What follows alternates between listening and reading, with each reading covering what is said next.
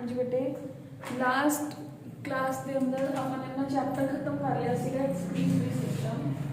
तो बेटे जेडे बच्चों ने एक्सक्रीटरी सिस्टम के सारे लेक्चर्स नहीं देखे वो अज वैंसडे है अप टू फ्राइडे तुसी अपने लेक्चर्स कंप्लीट कर लो।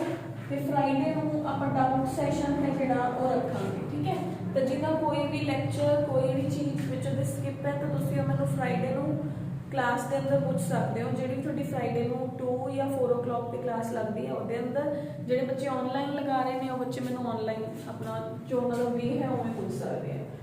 हम बेटे अपने को नेक्स्ट नोट्स ने रेस्पिरेशन एंड प्लांट्स दे, but before moving to that chapter आप एक ईजी चैप्टर करांगे।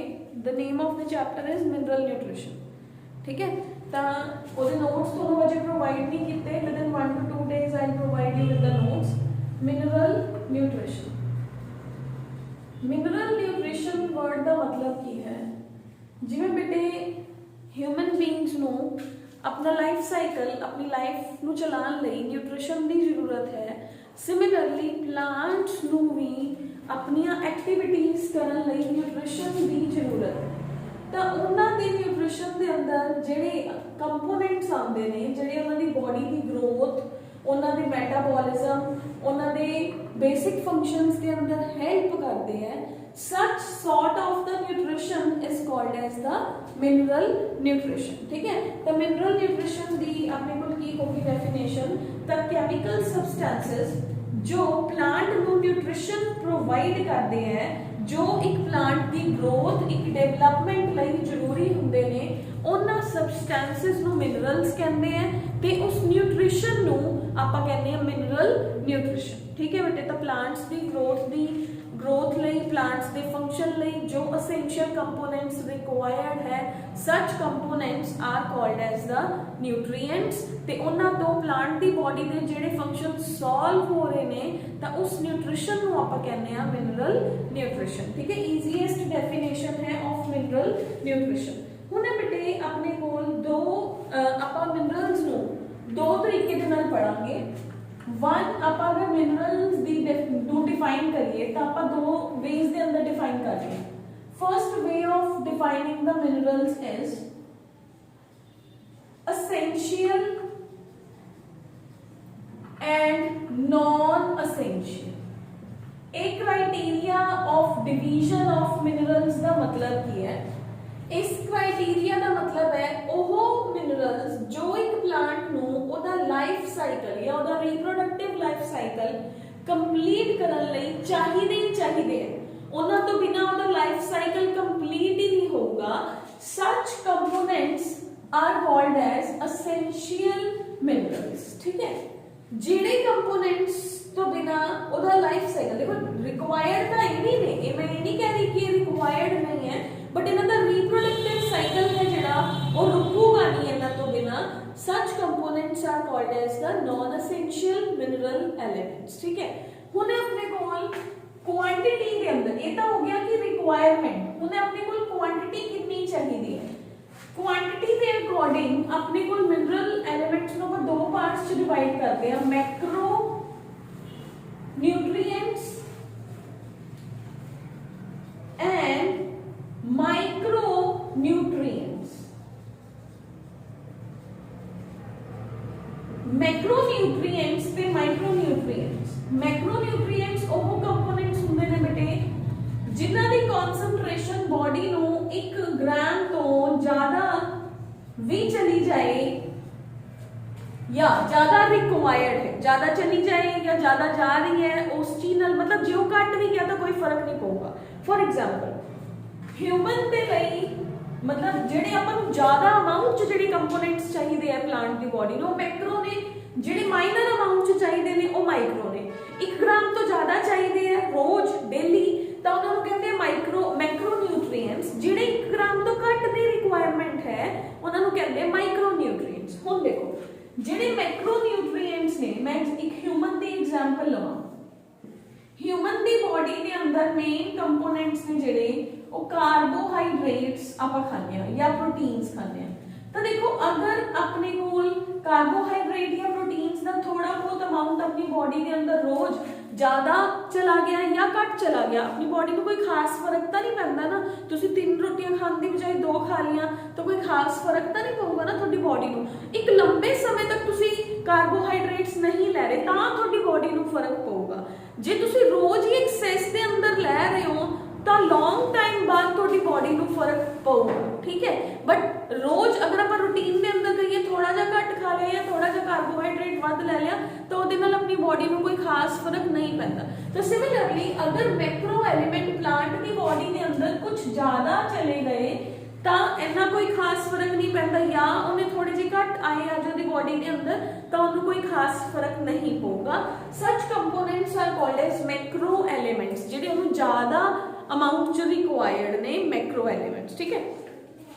हुण माइक्रो एलिमेंट्स ਜਿਹੜੇ ਆਪਾਂ ਨੂੰ 0.1 ਮਿਲੀਗ੍ਰਾਮ ਦੀ ਕਨਸੈਂਟ੍ਰੇਸ਼ਨ ਤੋਂ ਘੱਟ ਰਿਕੁਆਇਰਡ ਹੋਣਗੇ ਉਹ ਮਾਈਕਰੋ ਨੇ। ਹੁਣ ਇੱਥੇ ਪ੍ਰੋਬਲਮ ਹੈ, ਇੱਥੇ ਪ੍ਰੋਬਲਮ ਕੀ ਹੈ, ਮਾਈਕਰੋ ਨਿਊਟ੍ਰੀਐਂਟ ਜਿਹੜਾ ਆਲਰੇਡੀ ਹੀ ਘਟ ਜਾ ਰਿਹਾ ਹੈ ਬੋਡੀ ਦੇ ਅੰਦਰ, ਰਿਕੁਆਇਰਡ ਹੀ ਘਟ ਹੈ, ਜੇ ਉਹ उस रिक्वायरमेंट तो मैं मान के चल रही हूँ 0.1 mg एक कंपोनेंट है ए, वो प्लांट नु रोज रिक्वायर्ड है 0.1, सोचो कितना छोटा जा हो गया। जे इस तो घट मिल रहा है, ए दी मैक्सिमम रिक्वायरमेंट है, जे मैनू कोई मिनरल यही सेम मिनरल ए मैनू 0.001 की कॉन्सेंट्रेशन च जा रहा है तो बहुत रिड्यूस हो गया ना, डेफिशिएंसी होगी ना इस कंपोनेंट की। जेकर माइक्रो न्यूट्रिएंट अपनी रिक्वायर्ड अमाउंट तो घट या ज्यादा जा रहे हैं तो प्रॉब्लम क्रिएट करता है। अगर ये अपनी रिक्वायर्ड अमाउंट तो घट जा रहे हैं तो बॉडी के अंदर यदि डेफिशिएंसी हो जाती है, बॉडी ये डेफिशिएंसी दे सिम्टम्स शो करती है, प्लांट की body diseases will be there. जेकर ये अपनी इस अमाउंट तो रोज ज्यादा जा रहे हैं, मतलब सॉइल के अंदर कोई प्रॉब्लम है या सॉइल के अंदर पर्टिकुलर न्यूट्रिएंट है जिहड़ा ओदी अमाउंट ही ज्यादा है, प्लांट रोज ज्यादा एब्जॉर्ब कर लेंदा है, तो जे रोज ओदी बॉडी के अंदर 0.4 0.3 जा रहे हैं तो मतलब 0.1 तो किते ही ज्यादा हो गया, तो that will lead to the toxicity in the body of the plant. Clear है बेटे? मैक्रोन्यूट्रिएंट्स एंड माइक्रोन्यूट्रिएंट्स दे अंदर डिफरेंस है जेड़ा पेपर पॉइंट ऑफ व्यू दे नाल very very important. Macronutrients are such nutrients which are required in larger amount, ठीक है, daily. अगर इन्हां दी अमाउंट थोड़ी जी घटदी है या वधदी है डेली बेसिस पे तो कुछ ज़्यादा इफेक्ट है जेड़ा वो नहीं पैंदा, बट लॉन्ग टर्म के अंदर इफेक्ट है जेड़ा वो पऊगा। माइक्रोन्यूट्रिएंट जो हमेशा 0.1 मिलीग्राम की कॉन्सेंट्रेशन च रिक्वायर्ड ने, बट जे आप उस तो भी घटा देंगे तो वो डेफिशिएंसी डिजीजेस कॉज करूगा, जे आप बढ़ा दें या मिट्टी चो ही उन्होंने ज़्यादा मिल रहा है, सॉइल चो ज़्यादा मिल रहा है तो that will lead to the toxicity problems, ठीक है। टॉक्सिसिटी मतलब वो कंपोनेंट है जो वो एज ए टॉक्सिन रिएक्ट करना स्टार्ट कर देता है on the body of the plant. हुण है बेटे कि कंपोनेंट एसेंशियल है, इहदा क्राइटेरिया डिसाइड कौन करता है कि ये कंपोनेंट है जिहड़ा ये एसेंशियल है ही है। कंपोनेंट एसेंशियल है, इहदा क्राइटेरिया डिसाइड करन लई अपने कोल की है कि उस कंपोनेंट इहदे लई एक एक्सपेरिमेंट भी कर सकते हैं आपां। पहला तो आपां देखदे हां कि वो एक्सपेरिमेंट है जिहड़ा वो की है। कंपोनेंट एसेंशियल है, इहदा क्राइटेरिया किवें डिसाइड होंदा है, तो कंपोनेंट का क्राइटेरिया डिसाइड करन लई कि वो एसेंशियल कंपोनेंट है नॉन एसेंशियल कंपोनेंट है, उन्हों प्लांट दी डाइट चों डिक्रीज करके देखो। डाइट मतलब प्लांट दे न्यूट्रिशन चों डिक्रीज करके देखो कि प्लांट दी ग्रोथ दे ऊपर ओदा इफेक्ट पै रहे हैं, ठीक है। तो मिनरल न्यूट्रिएंट अगर एसेंशियल है, अगर वो प्रॉपरली चाहिदा ही चाहिदा है तो इसका मतलब जे तुसी ओनू ओदी डाइट चो ओदी न्यूट्रिशन चो रिमूव करोगे देन व्हाट विल हैपन, ओदी प्लांट दी ग्रोथ के ऊपर पक्का फर्क पड़ेगा, ओदे पत्ते पीले पैने शुरू हो जाएंगे, ओदी ग्रोथ ओदी हाइट है जी छोटी हो जाएगी, या ओदा स्टैक मतलब ओदी स्टेम है जी पतली या वीक होनी शुरू हो जाएगी।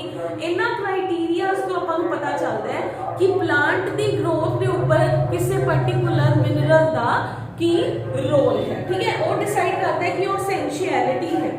हुण है बेटे अपने कोल कि असेंशियलिटी ਨੂੰ डिसाइड ਕਰਨ ਲਈ ਇੱਕ ਆਪਾਂ ਐਕਸਪੈਰੀਮੈਂਟ ਵੀ ਕਰ ਸਕਦੇ ਹਾਂ। ਜਿਵੇਂ ਫॉर एग्जांपल मैंने ਕੀ ਕੀਤਾ, ਇੱਕ बैलेंस्ड सॉल्यूशन तैयार किया। What is balanced solution? Balanced solution वो सॉल्यूशन है, पहला तो ये समझो, इस तो पहले एक टर्म हो रहा है हाइड्रोपोनिक्स, ठीक है। सॉइल कल्चर हुंदा है, एक हाइड्रोपोनिक्स हुंदा है। हाइड्रोपोनिक्स वो कल्चर हुंदा है जदों प्लांट नूं सॉइल दे अंदर ना ग्रो करा के वाटर दे अंदर ग्रो कराया जाए, ठीक है। वाटर दे अंदर सारे मिनरल न्यूट्रिएंट्स प्रेजेंट है, वाटर रीसाइकल हुंदा रहंदा, मतलब एक पाइपलाइन है, ਉਹਦੇ ਉੱਪਰ ਹੋਲਸ ਨੇ, ਪਲਾਂਟਸ ਲੱਗੇ ਹੋਏ ਨੇ, ਵਾਟਰ ਜਿਹੜਾ ਰਨ ਕਰ ਰਿਹਾ ਉਹਦੇ ਅੰਦਰ ਸਾਰੇ ਨਿਊਟ੍ਰੀਐਂਟਸ ਨੇ, ਨਿਊਟ੍ਰੀਐਂਟਸ ਪਲਾਂਟ ਪਾਣੀ ਕੰਟੀਨਿਊਸਲੀ ਰਨ ਕਰਦਾ ਰਹਿੰਦਾ ਹੈ, ਠੀਕ ਹੈ। ਸਪੋਜ਼ ਮੇਰੇ ਕੋਲ ਪਾਈਪਲਾइन है इस तरीके ਦੇ ਨਾਲ, ਇਹ ਮੇਰੇ ਕੋਲ ਨਿਊਟ੍ਰੀਐਂਟਸ ਦਾ ਜਿਹੜਾ ਹੈ ਸਾਈਕਲ ਇਸ ਪਲਾਂਟ ਚੋਂ ਜਾ ਰਹੇ थे। कुछ इस तरीके दे नाल बहुत सारिया कंट्रीज जिवें डेजर्ट कंट्रीज ने जिन्हां च सॉइल दे अंदर ਆਪਾਂ प्लांट्स नहीं ग्रो करा सकते, वो हाइड्रोपोनिक्स करते हैं। ये पाइपलाइन है जिहदे अंदर न्यूट्रीएंट रिच मीडियम जांदा है, ਆਪਾਂ ਇਹਦੇ होल्स दे अंदर प्लांट्स ने ਜਿਹੜੇ ਉਹ ग्रो कराते हैं। प्लांट इस रनिंग वाटर चों मिनरल्स न्यूट्रीएंट्स ने ਜਿਹੜੇ ਉਹ ਐਬਜ਼ॉर्ब ਕਰਦਾ ਰਹਿੰਦਾ, ਇਹਦੇ ਅੰਦਰ ਹੋਰ न्यूट्रीएंट्स ऐड ਹੁੰਦੇ ਜਾਂਦੇ ਆ ਐਂਡ न्यूट्रीएंट्स ने ਜਿਹੜੇ ਉਹ ਰਨ ਕਰਦੇ ਰਹਿੰਦੇ। Such culture, such kind of the growth of the plants in water is called as hydroponics, ठीक है। हुण तो बाद दूसरी टर्म सुनो, बैलेंस्ड सॉल्यूशन की है। बैलेंस्ड सॉल्यूशन वो सॉल्यूशन जिवें मैं कहना बैलेंस्ड डाइट ह्यूमन ਲਈ डाइट बैलेंस्ड की है, जिन्ना कार्बोहाइड्रेट चाहिए उन्ना ही होना चाहिए, जिन्ने प्रोटीन्स चाहिए उन्ने ही होने चाहिए, वध या घट नहीं होने चाहिए, clear. That is the balanced diet, जो एक हाइट या वेट के अकॉर्डिंग किसी को भी नॉर्मल प्रोपोर्शन फूड का चाहिए, उन्होंने आप बैलेंस्ड डाइट कहते हैं। सिमिलरली बैलेंस्ड सॉल्यूशन होता है। बैलेंस्ड सॉल्यूशन की है, एक वो सॉल्यूशन जो एक प्लांट की ग्रोथ लई जिहदे अंदर सारे एसेंशियल कंपोनेंट्स प्रेजेंट होन जो ओदी ग्रोथ लई ओनू रिक्वायर्ड ने, ओनी ओनी क्वांटिटी ही प्रेजेंट ने। हुण अपने कोल इहदे अंदर सपोज एक वाटर दे मॉलिक्यूल्स ने, इहदे अंदर ये मेरे एसेंशियल कंपोनेंट्स प्रेजेंट ने।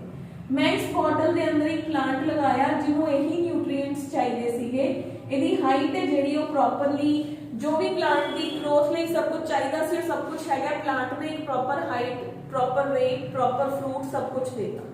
सेकंड की किया, मैंने एक और सॉल्यूशन तैयार किया जिहदे अंदर मान लो इहदे अंदर 10 न्यूट्रिएंट्स मैंने ऐड किए हैं। सपोज मैं सेकंड वाले दे अंदर 9 न्यूट्रिएंट्स पाए, सेम प्लांट ग्रो कराया, बट उसकी हाइट है जिहड़ी वो इहदे नालों कंपैरेटिवली शॉर्ट रह गई, मतलब जिहड़ा कंपोनेंट कड्ढिया है ਉਹਦੇ ਸੈਲਸ ਦੀ ਗਰੋਥ ਲਈ ਜ਼ਰੂਰੀ ਸੀਗਾ, ਕਲੀਅਰ।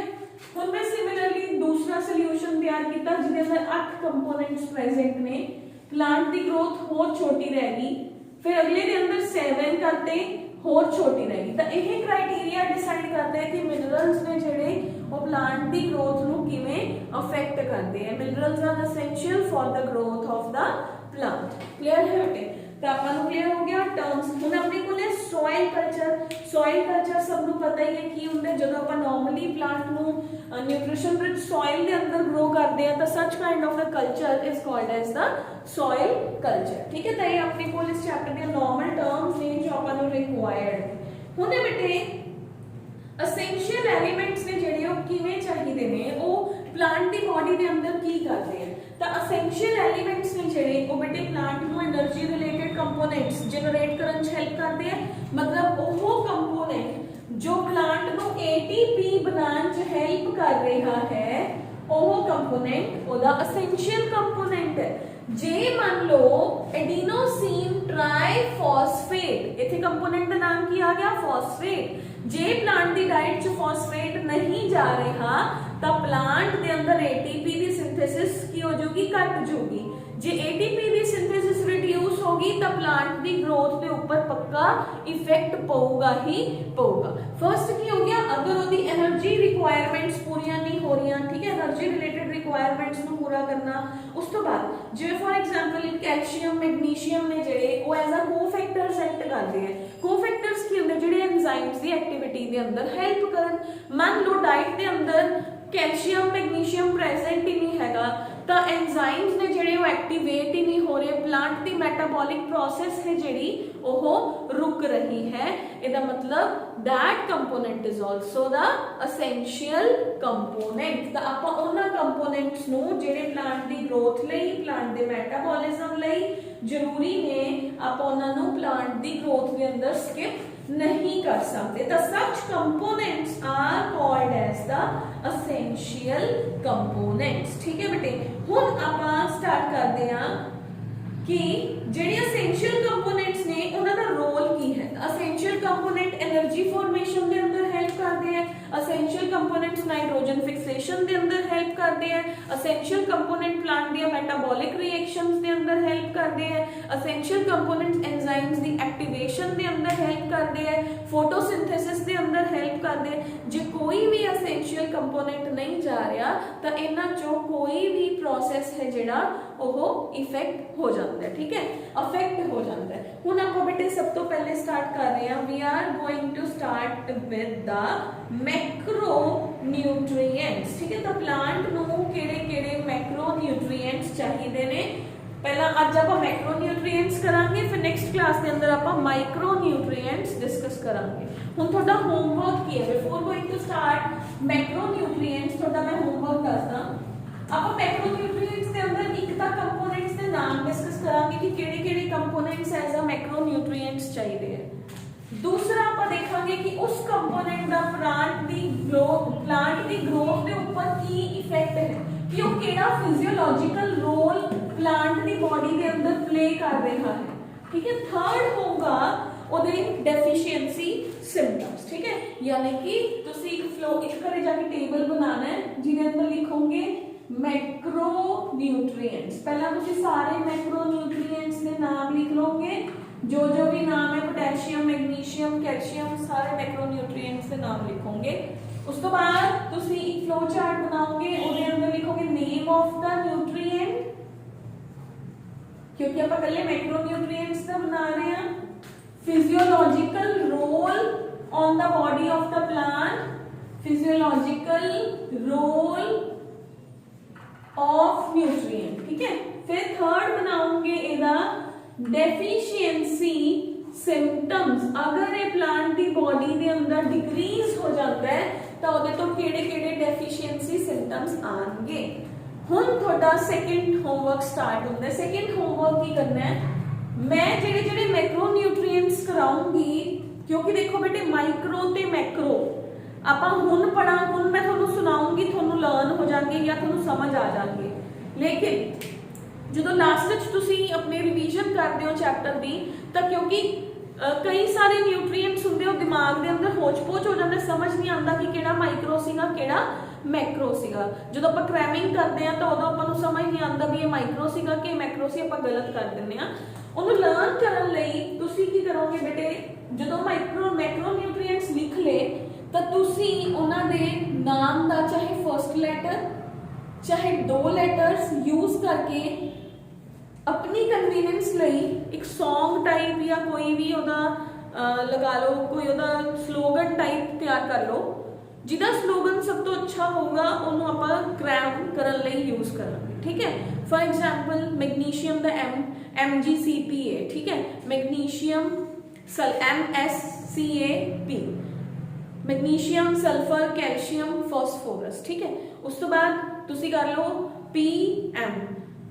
PM तो जिवें सपोज प्राइम मिनिस्टर तुसी कोई भी स्लोगन तैयार करना है सारे ये मेरे मैक्रो न्यूट्रिएंट्स ने फिर माइक्रो न्यूट्रिएंट्स का स्लोगन तैयार करना क्योंकि पेपर च मान लो जो 1 मार्क के अंदर तुहानू क्वेश्चन आता है शॉर्ट क्वेश्चन आया मल्टीपल चॉइस आ गया कि out of the following which is macro nutrient उन्हें तुहानू देगा फास्फोरस सल्फर पोटेशियम या एक चौथे का नाम देगा तुसी कंफ्यूज हो गए बिटवीन P एंड K भी ये P जेड़ा है ये मैक्रो है कि K मैक्रो है आप कंफ्यूज हो जाते जे तुसी स्लोगन तैयार किया होया तो फटाफट याद आ जाएगा PSCAKA दे अंदर K आ रहे हैं ਇਹਦਾ मतलब वो मैक्रो है क्लियर जे मान लो K नहीं आ रहा तो ਇਹਦਾ मतलब वो माइक्रो है क्लियर है बेटे तो तुसी अपना स्लोगन सारे बच्चे सेपरेट बना के आएंगे, चाहे गाना बनाओ, चाहे स्लोगन बनाओ, चाहे जो मर्जी बनाओ। ठीक है, हुण अपने को फर्स्ट है बेटे, फर्स्ट मैक्रोन्यूट्रिएंट के अंदर कार्बन हाइड्रोजन ऑक्सीजन।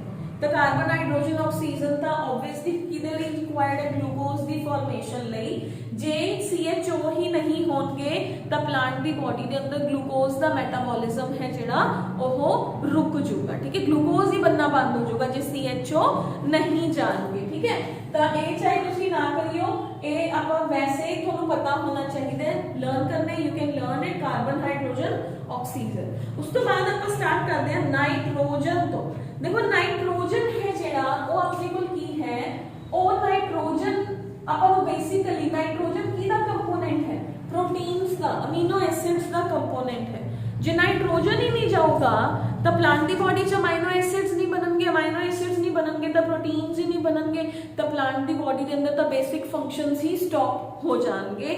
तो अपने को जेड़ा नाइट्रोजन है बेटे, नाइट्रोजन प्लांट को नाइट्रेट एंड नाइट्राइट्स की फॉर्म के अंदर रिक्वायर्ड है। नाइट्रोजन प्लांट दे सारे पार्ट्स के अंदर प्रेजेंट है। फंक्शन की है, नाइट्रोजन बहुत सारे अमीनो एसिड्स, प्रोटीन्स, बहुत सारे विटामिन्स की फॉर्मेशन के अंदर हेल्प करता है। जे डेफिशिएंसी होंदी है नाइट्रोजन की तो की होंदा है, तो प्लांट के अंदर क्लोरोसिस होनी शुरू हो जाती है। क्लोरोसिस वर्ड का मतलब होता है कि पत्ते जिहड़े ने वो पीले पैने शुरू हो जाएंगे, उन्हां दे अंदर मेटाबॉलिक प्रोसेस रुक गई। स्टंट ग्रोथ, स्टंट ग्रोथ का मतलब है उसकी ग्रोथ रिड्यूस हो जाएगी, प्लांट का साइज है जिहड़ा वो छोटा हो जाएगा। उस तो बाद है फ्रूट फॉर्मेशन के अंदर भी डिले हो जाएगा, एंड प्लांट की बॉडी के अंदर जिहड़ियां पिगमेंट्स ने वो पिगमेंट्स चेंज हो जाएंगे। क्लियर है बेटे? तो ये नाइट्रोजन का फिजियोलॉजिकल रोल ते नाइट्रोजन के डेफिशिएंसी सिम्पटम्स, जेडे जेडे 2-2-3-3 फिजियोलॉजिकल रोल थोनों आसान लगन, वो 2-2-3-3 फिजियोलॉजिकल रोल्स पॉइंट बना के इस फ्लो चार्ट के अंदर लिख लियो। 2-2-3-3 डेफिशिएंसी सिम्पटम्स जो जो थोनों ईजी लगन, वही डेफिशिएंसी सिम्पटम्स तुसी अपनी कन्वीनियंस के अकॉर्डिंग लर्न करने। एक दूजे के मगर नहीं लगना कि इन्हें यह याद किया तो मैं भी यही करना है, जो थोनों ईजी लगता है तुसी वही लर्न करना है। ठीक है बेटे? तो नेक्स्ट चलते हैं नेक्स्ट मैक्रोन्यूट्रिएंट की तरफ। नेक्स्ट मैक्रोन्यूट्रिएंट है बेटे फॉस्फोरस। सब तो बड़ी गल फॉस्फोरस कादे लिए रिक्वायर्ड है, एटीपी दी फॉर्मेशन के अंदर भी, एडिनोसिन ट्राइफॉस्फेट। ठीक है, तो अपने को फॉस्फोरस है जेड़ा इस सॉइल के अंदर प्रेजेंट है। फॉस्फोरस आयंस दी फॉर्म के अंदर प्लांट दी बॉडी के अंदर जाता है, ते फॉस्फोरस है जेड़ा वो फ्रूट्स दी राइपनिंग, सेल्स दी डिवीजन ते एक हेल्दी रूट दी फॉर्मेशन के अंदर हेल्प करता है। तो अगर फॉस्फोरस नहीं जाऊगा तो प्लांट की बॉडी के अंदर फर्स्ट ऑफ ऑल एनर्जी ही सिंथेसाइज नहीं होगी।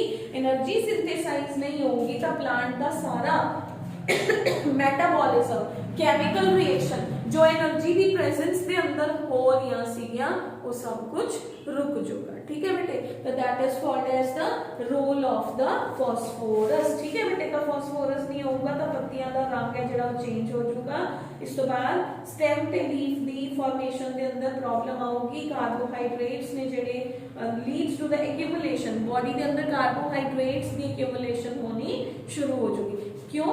क्योंकि कार्बोहाइड्रेट्स नु जो प्लांट तोड़ता है ताही तो ਉਹਦੇ अंदर एटीपी जनरेट ਹੁੰਦੇ ਆਪਾਂ फोटोसिंथेसिस ਦੇ अंदर करके आए हैं ना कि कार्बोहाइड्रेट्स ने ਜਿਹੜੇ ਉਹ ब्रेक हो रहे बन रहे ने। पहला ਆਪਾਂ ग्लूकोज बनाया, ठीक है, ਹੁਣ ਆਪਾਂ ग्लूकोज ਨੂੰ रेस्पिरेटरी सिस्टम ਦੇ अंदर तोड़ के भी दिखाना है। ह्यूमन ਦਾ ਤਾਂ ਆਪਾਂ ਕਰ ਵੀ ਚੁੱਕੇ ਕਿ ग्लूकोज ब्रेक ਹੁੰਦਾ ਤਾਂ एनर्जी जनरेट ਹੁੰਦੀ है, तो ऑब्वियसली एनर्जी जनरेट ही होना बंद हो जाएगा। एनर्जी नहीं जनरेट होगा तो सारियां प्रोसेसेस रुक जाएंगी। नेक्स्ट है बेटे कैल्शियम। कैल्शियम है जिहड़ा वो प्लांट दी बॉडी के अंदर एक बहुत ही इंपॉर्टेंट कंपोनेंट है। कैल्शियम ह्यूमन को कादे लिए चाहिए? बोन्स की ग्रोथ के अंदर। सिमिलरली प्लांट की स्ट्रेंथ लिए भी प्लांट को की रिक्वायर्ड है?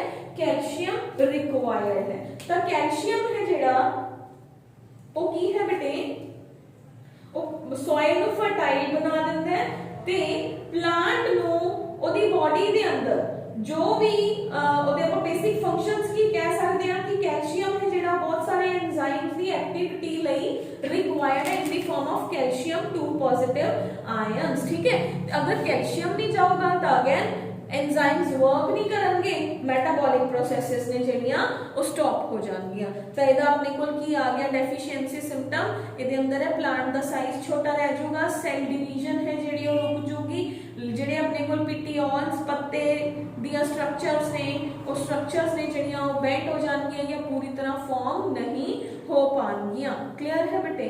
ਨੈਕਸਟ ਆਪਣੇ ਕੋਲ ਹੈ ਬੇਟੇ पोटेशियम के पॉजिटिव आयंस। पोटेशियम कादे लई रिक्वायर्ड है, पोटेशियम स्टोमेटा दी ओपनिंग एंड क्लोजर लई रिक्वायर्ड है। प्लांट दी बॉडी दे अंदर कार्बन डाइऑक्साइड दी एंट्री दे अंदर कौन हेल्प करता है? स्टोमेटा हेल्प करती है। अगर पोटेशियम नहीं होगा तो स्टोमेटा ओपन नहीं होगा, स्टोमेटा दी ओपनिंग च प्रॉब्लम आऊगी तो कार्बन डाइऑक्साइड अंदर नहीं जाऊगी, कार्बन डाइऑक्साइड अंदर नहीं जाऊगी तो फोटोसिंथेसिस रुक जाऊगी। तुसी भी एवें ही लर्न करना है जिवें मैं दस्सिया है। क्लियर है बेटे। तो अपने कोल कैल्शियम है जिहड़ा वो प्लांट दी बॉडी दे अंदर की करदा है? एंजाइम्स दा बैलेंस क्रिएट करके रखदा है, सेल्स दी ओपनिंग एंड क्लोजर दे अंदर स्टोमेटास दी ओपनिंग दे अंदर हेल्प करता है। अगर ये नहीं जाऊगा तो प्लांट दी प्रीमेच्योर डेथ हो जाऊगी। उस तो बाद क्लोरोसिस, लीव्स ने ਜਿਹੜੀਆਂ पत्तियां पीलियां पैनियां शुरू हो जाएंगियां, लीव्स ਦਾ कलर डल हो जाऊगा एंड प्लांट दी बॉडी दी ਜਿਹੜੀ ग्रोथ है वो रिड्यूस हो जाऊगी। नेक्स्ट कंपोनेंट है बेटे सल्फर। सल्फर ਆਪਾਂ ਅਨੀਅਨ ਦੇ ਅੰਦਰ ਇੱਕ ਪੰਜੈਂਟ ਸਮੈਲ ਆਉਂਦੀ ਹੈ, ਗਾਰਲਿਕ ਦੇ ਅੰਦਰ ਆਉਂਦੀ ਹੈ, ਤਾਂ onion and garlic the formation ਦੇ ਅੰਦਰ ਵੀ ਸਲਫਰ ਹੈ ਜਿਹੜਾ ਉਹ ਹੈਲਪ ਕਰਦਾ ਹੈ। ਬਹੁਤ ਸਾਰੇ ਹੋਰ ਪਲਾਂਟਸ ਦੇ ਅੰਦਰ ਸਲਫਰ ਹੈ ਜਿਹੜਾ ਉਹ ਹੈਲਪ ਕਰਦਾ ਹੈ बहुत सारे एंजाइम्स दी बाइंडिंग दे अंदर। अगर सल्फर नहीं होगा तो अगेन प्लांट का जो पिगमेंटेशन है वो चेंज हो जाएगा, क्लोरोसिस हो जाएगी, स्टार्च जिहड़ा है वो बॉडी के अंदर एक्यूमुलेट होना स्टार्ट हो जाएगा। ठीक है बेटे। उस तो बाद है आयरन। आयरन है जिहड़ा वो प्लांट दी बॉडी के अंदर, देखो आपने फोटोसिंथेसिस के अंदर आयरन सल्फर सेंटर्स पढ़े से, फेरेडॉक्सिन। अगर आयरन नहीं होगा तो अगेन ਜਿਹੜੇ सेंटर्स ने वो किवें फॉर्म होंगे, सेंटर्स के अंदर इलेक्ट्रॉन नहीं ट्रांसफर होगा तो फोटोसिंथेसिस की जिहड़ी प्रोसेस है वो पूरी नहीं हो पाऊगी। तो आयरन है जिहड़ा वो प्लांट की बॉडी को फेरेट आयंस की फॉर्म के अंदर रिक्वायर्ड है, जो कि प्लांट की बॉडी के अंदर photosynthesis, respiration, release of energy इन्हां प्रोसेसेस के अंदर हेल्प करता है। अगर आयरन नहीं होगा तो फोटोसिंथेसिस के अंदर प्रॉब्लम आऊगी, जिहदे करके प्लांट है जिहड़ा वो अनटाइमली डेथ है जिहड़ी वो प्लांट दी हो जाऊगी। नेक्स्ट है बच्चे मैग्नीशियम, Mg। मैग्नीशियम ਤੁਸੀਂ ਤੁਹਾਨੂੰ याद होगा ਜਦੋਂ ਆਪਾਂ ਨੇ फोटोसिंथेसिस वाला चैप्टर शुरू ਕੀਤਾ ਸੀਗਾ ਤਾਂ ਆਪਾਂ क्लोरोप्लास्ट ਦੇ मॉलिक्यूल ਦੀ स्ट्रक्चर डिस्कस करी ਸੀਗੀ। मैं क्या सी ਉਹਦੇ ਅੰਦਰ मैग्नीशियम सेंटर ਚ प्रेजेंट है, ਉਹਦੇ सराउंडिंग्स ਦੇ ਅੰਦਰ कार्बन कार्बन कार्बन एक फिर ਉਹਦੇ ਨਾਲ टेल ऑफ कार्बन मॉलिक्यूल्स है ਜਿਹੜੀ ਉਹ जनरेट ਹੁੰਦੀ है। अगर मैग्नीशियम ही नहीं प्रेजेंट होगा तो ये मॉलिक्यूल किवें जनरेट करांगे? फिर फोटोसिंथेसिस। देखो ये फोटोसिंथेसिस के लिए अपन कितने सारे मॉलिक्यूल्स रिक्वायर्ड है, प्लांट की मेन प्रोसेस है। जी कोई भी मॉलिक्यूल मिस हो जाएगा, वो मैक्रो मॉलिक्यूल होगा, जो मॉलिक्यूल मिस हो गया तो प्लांट के अंदर फोटोसिंथेसिस दी प्रोसेस है ਜਿਹੜੀ ਉਹ रुक जूगी। तो that is called as the problems in the body of the plant due to the lack of the macro molecules. ठीक है। तो मैक्रो मॉलिक्यूल्स नहीं होंगे तो बेसिक प्रोसेसेस जो एक बॉडी दे जिंदा रहने लई जरूरी हुंदियां ने वो प्रोसेसेस ही रुक जाणगियां, तो प्लांट दी बॉडी है जिहड़ी अल्टीमेटली डैमेज हो जाऊगी। ठीक है। हुण तुसीं की करना है, मैक्रो मॉलिक्यूल्स लिखने हैं, मैक्रो मॉलिक्यूल्स का फ्लो चार्ट बनाना है ते प्लस उन्होंने एक सॉन्ग या स्लोगन क्रिएट करके उन्होंने लर्न करना है। चाहे कोई भी फॉर्म च याद कर लियो, तो याद करने का तरीका तुसीं मैनूं दसोगे, आपां उन्होंने क्लास च मैं सब तो पूछूंगी कि तुहाने की बनाया। ठीक है। चाहे तुसीं CMGPA जो जिवें भी तुहानूं ईजी लगदा तुसीं उस फॉर्म के अंदर कर सकते हो। फ्राइडे तक अपना एक्सक्रीटरी सिस्टम पढ़ लो बेटे। फ्राइडे को डाउट क्लास होगी। उस तो बाद मैं एक्सक्रीटरी सिस्टम के डाउट्स नहीं लूँगी, whether you are studying online और whether you are studying offline. ठीक है बेटे। तो फ्राइडे को जो है अपना एक्सक्रीटरी सिस्टम का डाउट क्लास है and Sunday there will be the test of the circulatory system half chapter up to working of the heart. Working of the heart ਤੱਕ ਸਰਕੂਲੇਟਰੀ ਸਿਸਟਮ ਦਾ ਟੈਸਟ ਹੋਊਗਾ। ECG ਤੋਂ ਬਾਅਦ ਸਾਰਾ ਉਹ ਫਿਰ ਨੈਕਸਟ सेकेंड हाफ के अंदर मैं टेस्ट लूंगी, ठीक है। First half of the chapter will be till working of the heart, जिसके अंदर blood, lymph, components of the blood, clotting factors, heart का internal structure and working of heart आऊगा, ठीक है बेटे। ओके, नेक्स्ट जो पोर्शन है वो आप नेक्स्ट क्लास के अंदर कंप्लीट करांगे। तो मैक्रोमोलिक्यूल्स तक पढ़ के आने कल, ओके। फिर आप micromolecules, we will go with the micromolecules.